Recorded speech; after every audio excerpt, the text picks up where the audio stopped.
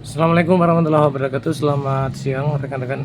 Salam sejahtera untuk kita semua. Jumpa lagi bersama dengan saya di channel Habis Servis. Di hadapan saya ini teman-teman ada sebuah servisan ya, sebuah TV Smart TV LG ya teman-teman ya, ini TV Android ya. Dengan tipenya itu 42LN 5710 ya. Ini dengan kerusakan katanya ada ledakan kecil di dalam ya. Lalu TV-nya mati total teman-teman. Oke, kalau begitu saya akan coba dulu ya. Saya akan gunakan lampu seri ya. Saya takutnya kalau misalkan dia short, MCB saya nggak turun ya. Oke, saya coba nyalakan teman-teman. Seperti ini ya. Oke, tidak ada nyala sama sekali ya lampu indikatornya ya. Lampu seri juga saya tidak nyala juga ya. Berarti bisa dipastikan mungkin kerusakan seperti ini kan biasanya prediksinya itu di bagian regulator ya teman-teman. Apalagi kalau ada ledakan seperti itu ya, ledakan kecil ya, bisa jadi fuse-nya yang putus dan beberapa komponen yang short yang bermasalah.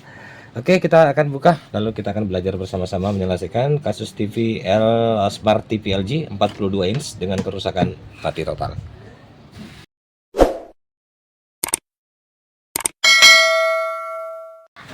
Oke rekan-rekan ya, penampakan mesin di bagian dalam seperti ini untuk jenis TV Smart TV LG ya 42 inch ya. Di sini ada bagian regulatornya, kemudian di sini ada mainboardnya ya, kemudian di bawah sini ada area Ticon ya. Oke, untuk kasus ini teman-teman seperti yang saya katakan ya, katanya ada letupan kecil ya. Oke, kalau begitu saya akan terfokus ke area regulator dulu teman-teman ya. Saya akan kasih trimpo dulu HP saya supaya tidak goyang-goyang gambarnya. Kita akan cek untuk area PSU-nya. Oke. Oke, kita akan cek-cek ya untuk area PSU-nya. Saya ambil avometer saya dulu. Saya letakkan di sini saja, teman-teman. Oke, langsung saja kita ke skala dioda ya untuk mengecek apakah fuse-nya putus atau gimana ya. Atau kita cek dulu tegangan untuk area regulator ya teman-teman ya, untuk elko terbesarnya ya. Ini takutnya dia menyimpan tegangan ya. Oke, saya akan coba cek-cek dulu teman-teman apakah menyimpan tegangan ya. Sini ya, nggak ada tegangan ya, terbaca milivolt. Di sini juga tidak ada tegangan. Coba kita cek fuse-nya. Oke, kita skala buzzer saja teman-teman. Nah ini fuse-nya nyambung ya teman-teman ya. Tapi kenapa ya tegangan tidak nyampe ke elko ya. Biasanya kalaupun sudah dicolokkan seperti itu sebentar saja pasti ada tegangan yang menyimpan ya. Kalaupun lama baru kita tes seperti ini pasti mungkin ada tegangan ya teman-teman. Ini terbaca milivolt ya. Oke. Nah ini tidak ada tegangan sama sekali. Tuh. Oke. Saya lihat dulu colokannya. Colokan seperti ini teman-teman ya. Ini biasanya ada fuse di bawah ya. Nah ini. Oke. Coba ya saya cek dulu fuse-nya ini teman-teman. Ntar kita buka ya. Nah ini. Kita cek fuse-nya ya apakah nyambung ya. Saya skala buzzer saja. Karena fuse di sini bagus ya teman-teman ya, nyambung ya di sini. Nah ini yang putus juga teman-teman ya. Oke, berarti penyebab tegangan tidak masuk tadi ya disebabkan karena fuse ini putus ya. Bisa saja fuse ini putus, mungkin ada penyebab lain ya di area regulator sehingga dia putus seperti itu ya. Dan bisa juga ya faktor umur ya teman-teman ya, bisa putus juga untuk fuse seperti ini. Tapi tidak ada masalah, kita akan tes-tes. Saya akan buka dulu regulatornya ya. Kita akan lihat apakah ada komponen yang short atau gimana ya. Saya buka dulu. Ini kita lepas ya.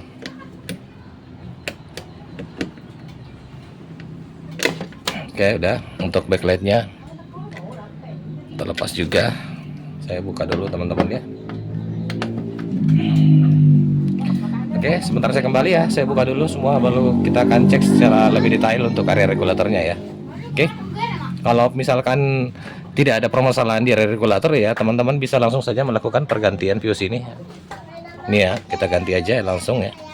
Kalau memang tidak ada jalur yang short ya, karena di daerah sini teman-teman ini fuse-nya nyambung ya. Fuse yang di regulator nyambung. Ya. Saya sudah tes tadi ya. Kita tes lagi. Nah itu nyambung ya. Oke, saya akan buka dulu ya. Kita akan cek lebih detail untuk area PSU nya. Kita urut ya, kita cek dulu mulai dari tegangan AC menjadi DC ya. Kita coba ukur atau cek di dioda penyara tegangan AC ke DC ya. Di sini ini di skala dioda ya, ampermeter saya. Oke. Oke, aman ya. Oke. Ini aman juga. Lanjut terus kita ke sini teman-teman. Di sini ada elko besar ya. Kita liatin dulu. Nah, ini ada elko besar ya. Kita langsung saja ukur di sini. Oke, aman. Kita balik lagi. Aman ya. Oke. Lanjut ya. Kita masuk ke sini teman-teman. Di area IC PWM ya. Saya langsung saja cek teman-teman ya untuk fatnya di sini. Ini 1 2 3 ada kakinya ya. Perhatikan di ampermeter saya apakah short ya teman-teman. Aduh, jatuh ya. Namanya gini ya supaya jelas. Oke, ini skala dioda ya. Saya pakai ngeceknya. Kita coba di fatnya teman-teman. Apakah short? Ya. Oh, bukan fat ini teman-teman, sorry. Di sini ya. Kita coba ke fatnya ya.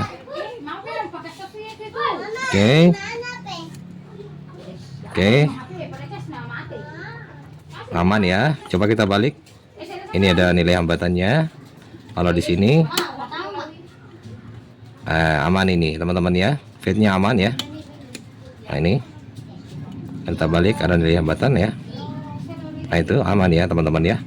Oke, kita cek di area IC PWM nya teman-teman. Setelah kita dari MOSFET ya, saya biasanya ngecek itu teman-teman, cari elko aja ya, dekat dari IC PWM. Nah di sini ada elko ini coba kita cek jalurnya.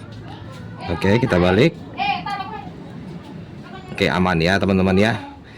Oke, untuk area posisi primer ini saya anggap aman teman-teman ya semuanya ya, karena rata-rata kerusakan seperti itu ya jelas ya, pasti biasanya ada di bagian regulator ya, tepatnya di area primernya ini teman-teman ya. Oke, saya akan balikan dulu, cek-cek ini, mau cari katanya ada letupan ya kecil. Nah ini teman-teman kelihatan ya, ini bisa teman-teman lihat ya, ini ada hitam ya. Nah ini saya coba lihat dulu. Nah ini hitam ya. Ini, nah ini sebuah kapasitor teman-teman ya. Apakah ini yang rusak? Ini di sebelahnya. Coba kita lihat. Nah ini ya teman-teman yang ada letupan ya. Tuh, ini kelihatan ya teman-teman ya. Ada letupannya, itu sudah pecah kapasitornya seperti itu. Waduh, nggak kelihatan ya, kelihatan ya. Nih. Oke, kita cek di situ ya, apakah short kapasitornya. Ntar 3 kapasitor ya, kita cek. Sini, oke aman. Sini, kita balik, aman. Sini, kita balik, aman ya. Oke, jadi yang saya akan ganti itu teman-teman, jadi yang hitam ini kapasitornya masih bagus ya. Ya itu tuh masih bagus ya. Cuman yang hitam ini karena dari kapasitor ini yang pecah ya. Ini sehingga mengakibatkan ini hitam juga ya. Ini kalau saya hapus bagus lagi ya. Tuh. Oke. Saya akan cabut dulu untuk kapasitor yang pecah ini teman-teman. Nah, selanjutnya saya akan mengecek lagi lebih detail ya. Kalaupun ada komponen yang saya dapat lagi, saya akan buatkan lagi videonya. Oke, saya akan cabut dulu, lalu kita akan lihat berapa nilainya teman-teman ya.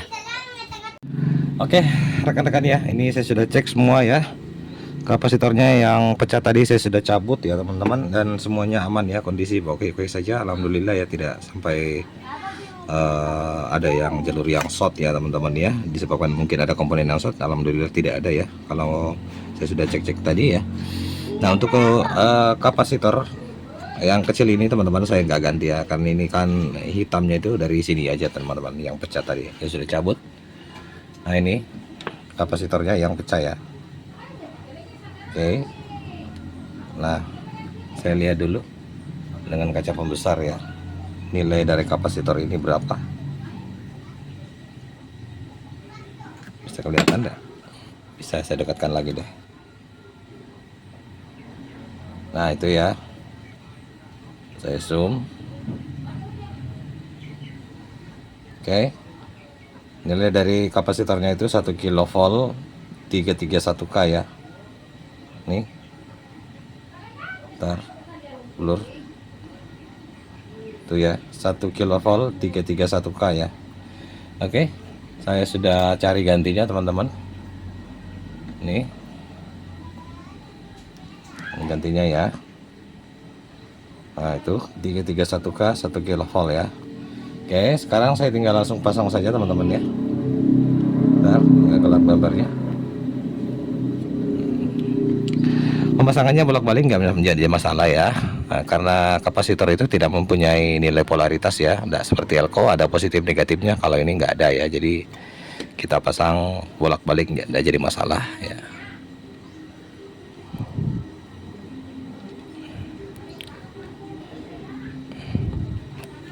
Bentar. Oke, udah. Bisa saya solder ya. Bentar.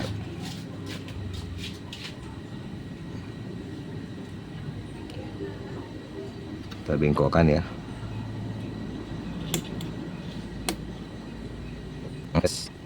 Saya posisinya. Dulu.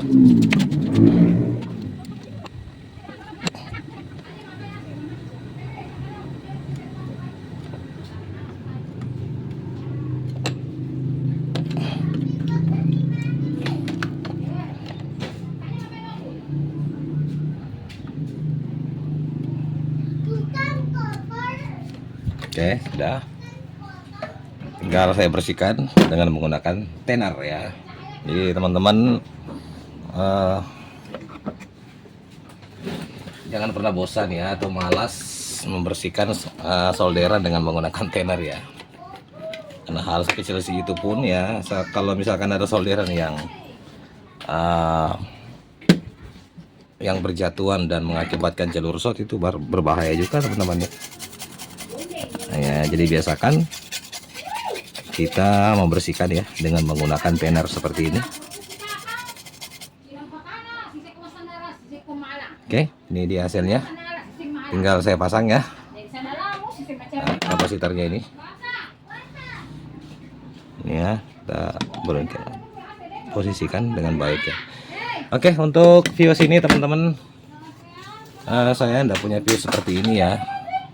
Jadi saya buka aja fuse-nya nanti, lalu saya akan kasih dua lembar kabel ya teman-teman ya. Nah ini kita sambung aja, nih ya. Oke, saya akan buka dulu, saya sambung dulu teman-teman. Nanti sudah semua saya pasang, kita rapikan semua, lalu kita akan langsung tes TV-nya ya, apakah TV-nya mau nyala ya. Oke baik ya, sudah saya pasang semua ke posisinya teman-teman. Tinggal colokan ke PLN ya yang belum saya pasang ya. Saya akan pasang dulu ya di sini.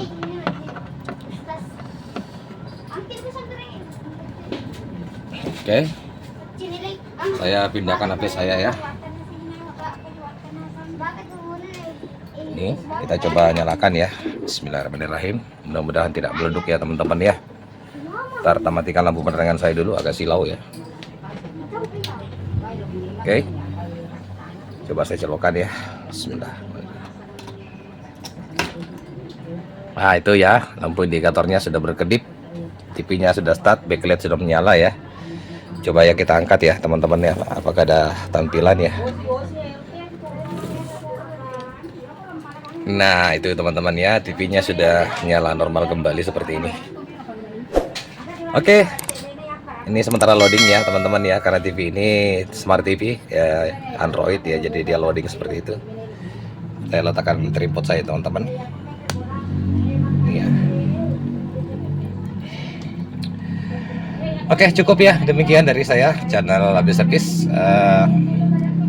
Bagaimana cara kita menangani kasus TVLG yang posisinya mati total, teman-teman ya. Ternyata tersangkanya adalah sebuah kapasitor ya, kecil yang short dan mengakibatkan ada letupan, kemudian fuse-nya putus ya. Demikian dari saya, dengan ucapan wassalamualaikum warahmatullahi wabarakatuh. Sampai jumpa di tutorial selanjutnya.